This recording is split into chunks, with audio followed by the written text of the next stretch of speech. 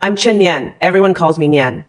My dad, Shun Jianrun, built a small manufacturing business from scratch this year, closed a massive long-term factory order that cleared all our old debts, and hit a huge profit margin. He'd been rambling for weeks about spoiling me and my mom Zhou Yulan with something fancy to celebrate. He drove an hour out of town to a seafood wholesaler friend's warehouse and dropped 10,000 cash up front for 16 live Australian spiny lobsters, each one heavy, thick-shelled, still snapping their claws loud enough to echo through the foam crate when he hauled them home Friday afternoon. I helped him prep all afternoon, scrubbing barnacles off the shells, trimming the antennae, mixing garlic butter sauce with fresh vermicelli to steam them the way we loved. Mom hung around the kitchen door the whole time, arms crossed tight over her chest, eyes flicking back and forth between the crate of lobsters and her phone, typing rapid texts nonstop. I watched her out the corner of my eye while I rinsed seafood, and I already knew exactly who she was messaging. Zhou Wei, her brother, the man who drained every spare dollar our family had earned for the last 15 years. Dad was oblivious to her scheming, buzzing around with a grin the whole time. These lobsters are premium grade, and we'll eat our fill tonight. Just the three of us.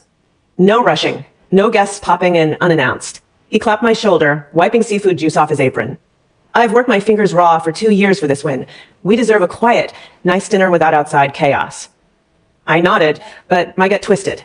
Mom never let us keep anything nice for ourselves if Zhou Wei wanted it. Last month, Dad gifted me a brand new laptop for my senior year exams. Mom snuck it out the next day and handed it to Zhou Wei's teenage son for gaming, saying, "The kid needs it more than you." When I cried to Dad about it back then, Mom screamed that I was selfish and ungrateful for hating her only brother. Dad bit his tongue to avoid fighting and bought me a cheaper secondhand laptop a week later to make up for it. That's how it always went in our house. Zhou Wei's demands came first. Me and Dad's needs always got pushed to the back burner. By 6:30 p.m., the steam from the steamer fogged up all the kitchen windows. Dad pulled out our giant blue and white porcelain platter we only used for Lunar New Year feasts, piled 3 bright orange steamed lobsters in the center, and carried it out to the dining room with a proud smile. The second he set the platter down, the entire room's warm, celebratory vibe died instantly. He scanned the empty platter, his grin fading slow, piece by piece. "Where's the rest?" He turned to Mom, voice tight, barely holding back anger. "I steamed all 16 yuan. Where did the other 13 go?" Mom ignored him completely, gliding over to the table and grabbing chopsticks off the sideboard like nothing was wrong. She didn't even glance at Dad's furious face or my nervous, wide-eyed stare. Her chopsticks locked onto the biggest lobster tail on the platter, the meatiest cut full of sweet white flesh, and she lifted it clean off the shell. She didn't take a single bite, just held the chunk of seafood in her chopsticks, spinning toward the kitchen door like she planned to walk right out the house with it. That tiny, dismissive motion snapped Dad's last thread of patience. Bang! His palm slammed down hard on our solid mahogany dining table, rattling every ceramic bowl and glass tumbler across the surface. The noise boomed loud enough that I flinched in my seat. "Answer my question, point 13 lobsters, point 10,000 yuan of my hard-earned money. Where did you hide them?" His voice shook, raw and hoarse, rage rolling off him in thick waves. Mom froze mid-step, spun around to face us, and instead of shame or remorse, pure irritation sharpened her features. She tossed the lobster tail onto the platter with a clatter, crossing her arms and glaring at Dad like he'd wronged her beyond repair. "My little brother's friends are over at his apartment drinking tonight. He barely gets to unwind. I set those lobsters aside for him to share with his crew. What's the big fuss about?" "Set aside a few?" Dad laughed bitterly, a hollow, broken sound that made my chest ache. 13 out of 16. "You left 3 for your husband and daughter, and carted the rest off to a grown man who hasn't lifted a finger to help our family once. You'd sell us both off just to buy him expensive snacks and alcohol, wouldn't you?" Before Mom could snap back with another defensive retort, her phone blared a loud ringtone. She glanced at the screen, and her furious expression melted instantly into a sycophantic, sweet smile, the same fake smile she only reserved for Zhou Wei. She swiped to answer, holding the phone up to her ear, tone soft and placating. "Don't rush me away. I've got all the lobsters packed safely for you right now. I'm heading over with a bag in 2 minutes flat." Zhou Wei's yelling crackled loud through the phone's speaker, clear enough for Dad and me to hear every word. "Hurry the hell up. All my buddies are waiting on those fancy lobsters to pair with our beer. If you drag your feet, I'll head over there myself and grab them." Mom hung up without another word, not acknowledging Dad or me for even a second, and marched straight to the storage cabinet by the front door. She hauled a thick black plastic tote bag off the shelf, the bag bulging heavy with sealed, ice-packed lobster portions. All 13 missing crustaceans, pre-wrapped and ready for her brother's party. Dad lunged forward in 2 quick strides, wrapping one firm hand around the bag's handle to yank it away from her grip. "You are not taking these out of this house. I bought them for Nian and me, not for that deadbeat brother of yours who mooches off us nonstop." Mom screeched, digging her nails into the plastic bag to tug it back toward herself. They pulled hard from opposite sides, and the thin plastic split open with a sharp rip. Every individually wrapped lobster slid out onto our cold tile floor, rolling around in a messy orange pile. They looked lifeless, discarded, like wasted currency instead of a celebratory dinner we'd spent all afternoon preparing. Mom's shriek cut through the room, but she wasn't screaming about the fight or the tension between her husband and daughter. She screamed over the lobsters scattered on the floor. She shoved Dad hard in the chest, dropping to her knees on the spot, scrambling to gather the slippery seafood bundles into her arms, clutching them against her torso like they were her own children being taken away. My lobsters, don't touch them. Don't ruin them for Wei. I stood frozen in the dining room doorway, watching the absurd, heartbreaking scene unfold, my stomach churning violently. All these years, I'd watched Mom prioritize Zhou Wei over every single thing that mattered to our small family, but this was the worst it had ever gotten. Dad's life savings, his hard work celebrating a huge career milestone, our only chance at a peaceful, happy night, all tossed aside for a man who'd never appreciated a single thing she gave him. Dad stared down at her kneeling on the floor, clinging to lobsters like they were priceless treasure, and every ounce of restraint he'd clung to vanished entirely. His eyes turned bloodshot, chest heaving up and down with unbridled fury. He kicked one stray lobster across the tile, then bent down, grabbing every wrapped seafood bundle one after another, tossing them straight into our large stainless steel kitchen trash bin. The bin filled to the brim instantly, orange shells peeking over the metal rim. If you value these lobsters more than your own family, go dig them out of the garbage can all by yourself. He stumbled over to the leather sofa, collapsing onto the cushions, burying his face in both hands, silent despair weighing down his shoulders. Mom sat on the floor, staring blankly at the overflowing trash bin for 10 full minutes, no sound coming from her. I slipped into my bedroom, locked the door tight, and blocked out her quiet sniffling and low muttering from the living room. I thought the worst of the night was over, until 3 hours later, I woke up to strange shuffling sounds coming from the living area. Curiosity got the better of me, and I unlocked my door a tiny crack to peek out. The nightlight cast dim yellow light over the floor, and I froze when I saw Mom kneeling beside the trash bin, fishing every lobster out of the garbage one by one, carefully carrying them over to the kitchen sink. She twisted the faucet all the way open, blasting cold water over every shell, and then I watched her grab a large white plastic bottle of industrial disinfectant from under the sink, pouring half the bottle's contents straight into the basin full of seafood. A sharp, chemical stench drifted down the hallway to my bedroom, burning my nostrils. My heart plummeted straight to my feet. I knew exactly what she planned to do with those chemically soaked lobsters, and a cold dread settled deep in my bones. I leaned against the doorframe, unable to look away, wondering how far her obsession with Zhou Wei would push her to hurt Dad and me. I barely slept a wink the rest of the night, tossing and turning on my mattress, replaying the image of Mom dumping disinfectant all over the salvaged lobsters on a loop in my head. I kept telling myself I was overreacting. Surely she wouldn't feed Dad and me seafood saturated with harsh cleaning chemicals, no matter how fixated she was on saving those lobsters for Zhou Wei. But every time I closed my eyes, the acrid chemical smell lingered in my sinuses, and a sinking premonition told me something catastrophic was about to happen at breakfast. When my alarm went off at 7 a.m., I dragged myself out of bed and trudged into the kitchen, fully expecting Mom to have packed the cleaned lobsters off to Zhou Wei's place before dawn.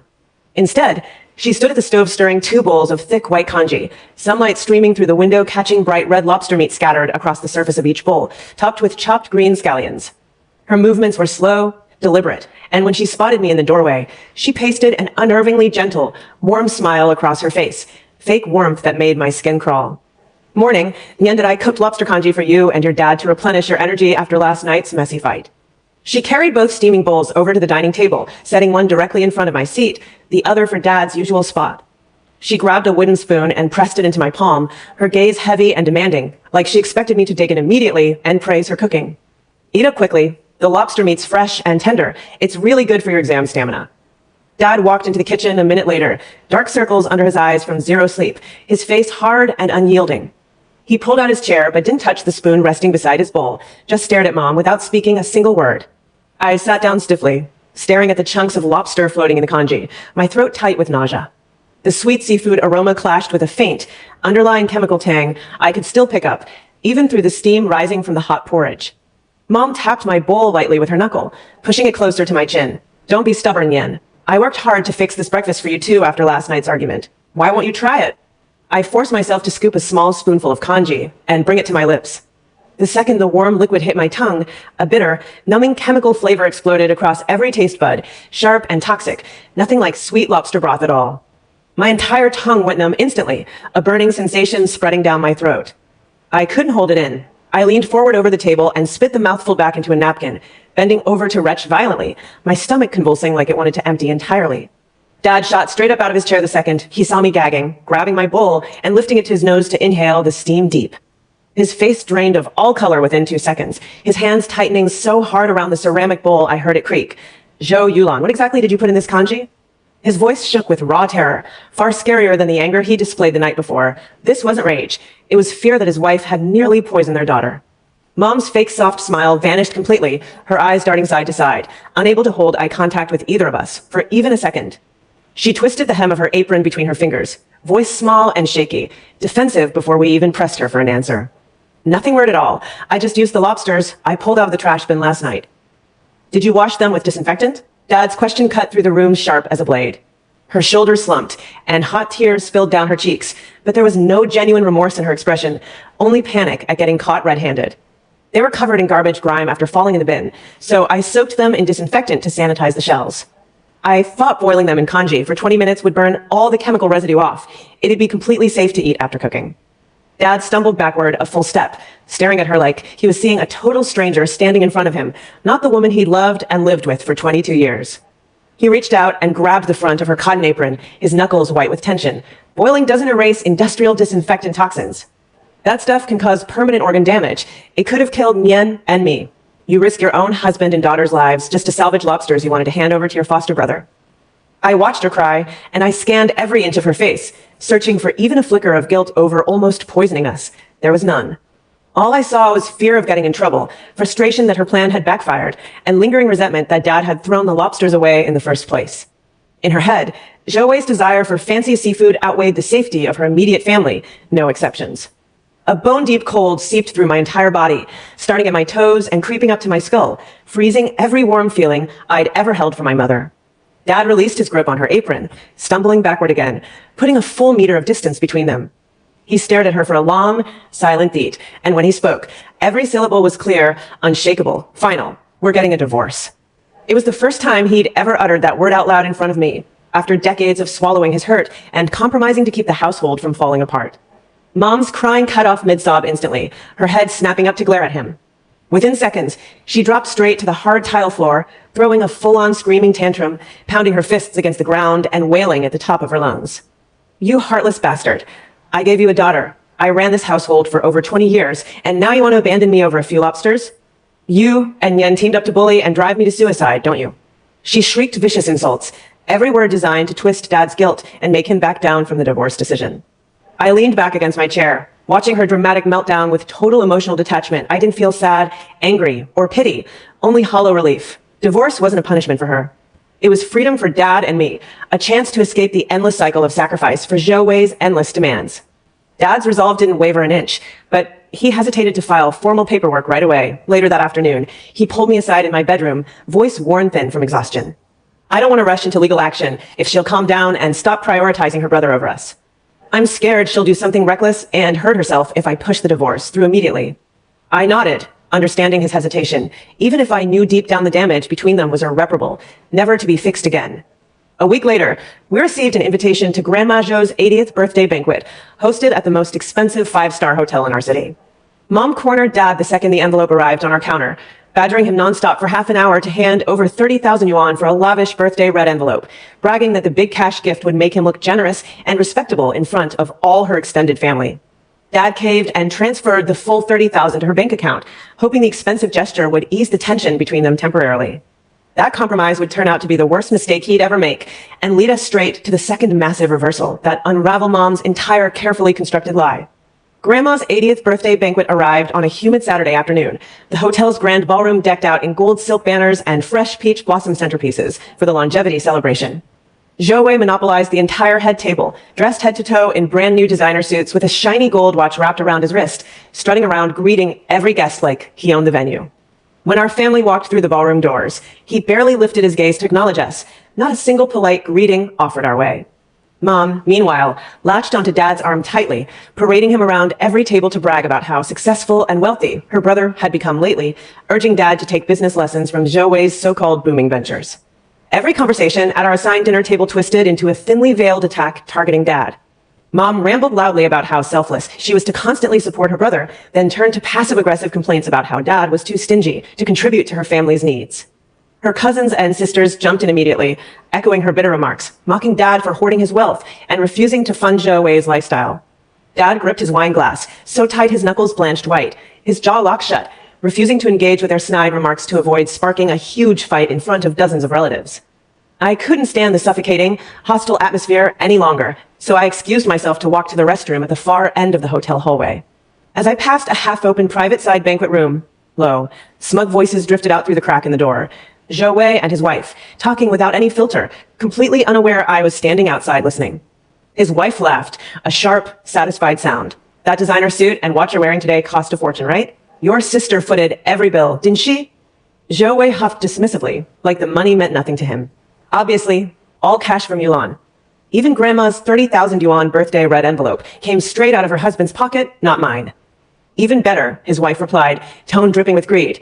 She promised after Grandma's birthday party wraps up, she'll transfer ownership of their family residential house to our son, right? Their girl Nian's just a female child. She'll marry off someday anyway.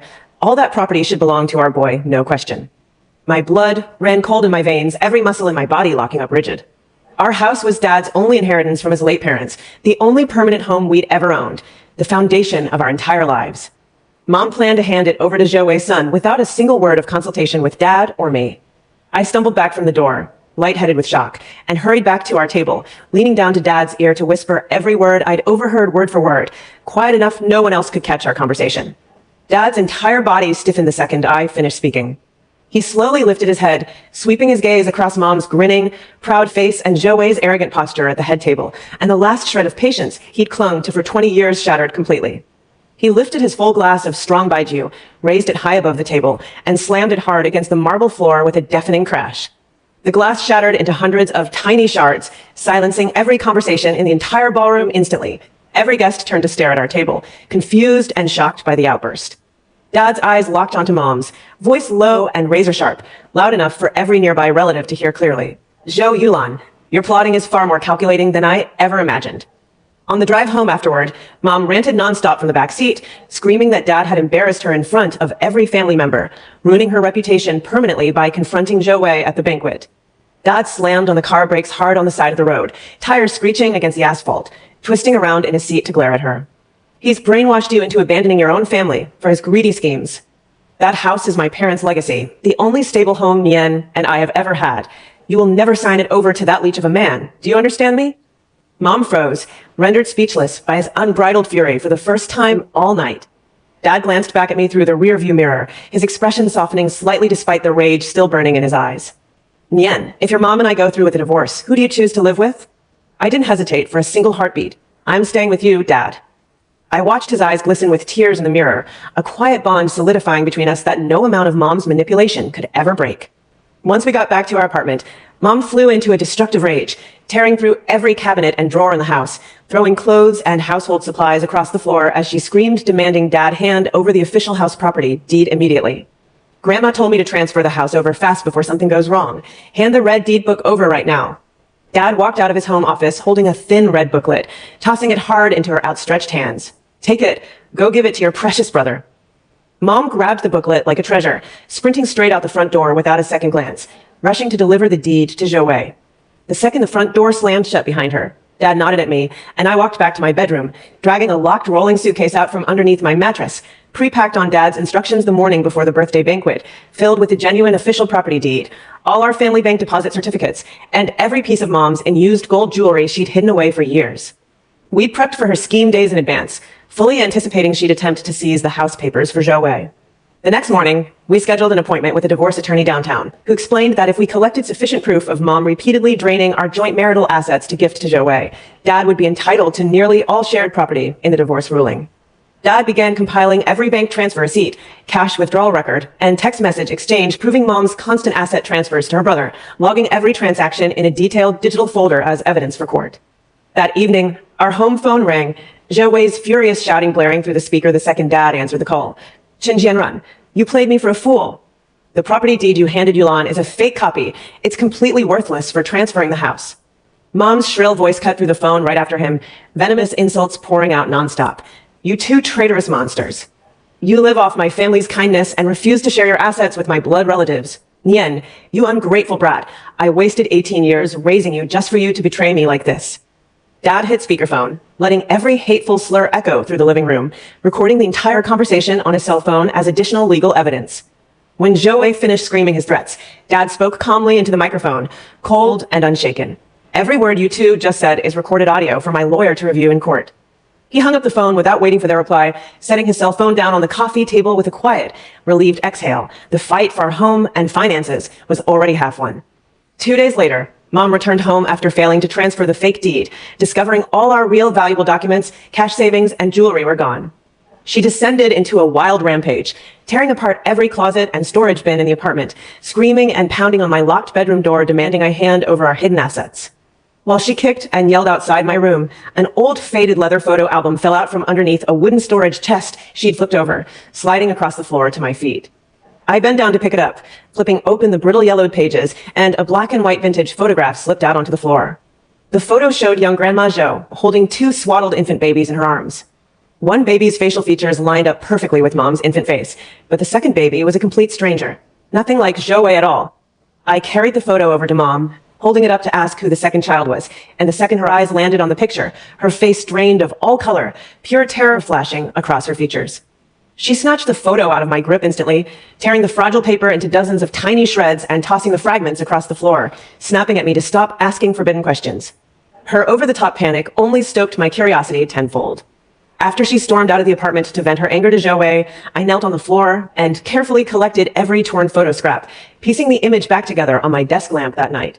When the full picture reformed, I froze. The unknown infant's facial structure, eyes, and nose shared an uncanny resemblance to my own face. A bizarre, unthinkable theory popped into my head. Mom's lifelong, obsessive devotion to Joey couldn't just be blind, sisterly love. There was a buried secret from her childhood forcing her to sacrifice everything for him. I snuck into Dad's office later that night to ask if he knew anything about a second baby Grandma had given birth to decades ago. Dad furrowed his brows, digging through distant old memories from the early years of their marriage.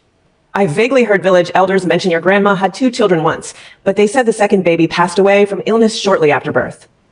If the second baby supposedly died as an infant, why did the old photo exist? Why did Mom fly into a terrified panic the second she saw it? I resolved to travel to Grandma's rural hometown the following weekend to track down the truth behind the mysterious baby in the photo, convinced the answers buried in the village would unravel the root of Mom's decades-long destructive fixation on Joey. I lied to Mom about heading out for a weekend-long high school class reunion to slip away from her constant surveillance. For 3 straight days after the photo incident, she'd shadowed my every move, following me to the convenience store downstairs, lingering outside my bedroom door while I studied, even sitting in the living room all night to make sure I didn't sneak out alone. She'd clearly figured out I planned to dig into the old village secret, and she was determined to block me at every turn. Dad grabbed his car keys first thing Saturday morning, waiting for me by the residential complex gate 10 minutes early. We didn't tell Mom a single detail about our destination. We left her yelling accusations through the balcony railing as we pulled out of the parking lot, screaming that I was being manipulated to turn against my own maternal bloodline. Neither of us bothered glancing back. The drive to Grandma's rural hometown stretched 2 hours down winding country roads, asphalt thinning into rutted dirt lanes the closer we got to the remote village. The place felt frozen in time. Crumbling brick farmhouses, slow-walking elderly villagers, no loud city traffic or high-rise buildings to disrupt the quiet haze hanging over the rice paddies. Dad had prepped a paper bag filled with expensive aged rice wine, dried cured pork, and local pastries as a gift for old Grandpa Jean, the village's retired barefoot doctor who delivered Grandma's babies more than 40 years prior. Grandpa Zhang's small single-story cottage sat at the village's western edge, ringed by bamboo groves and a tiny vegetable plot out front.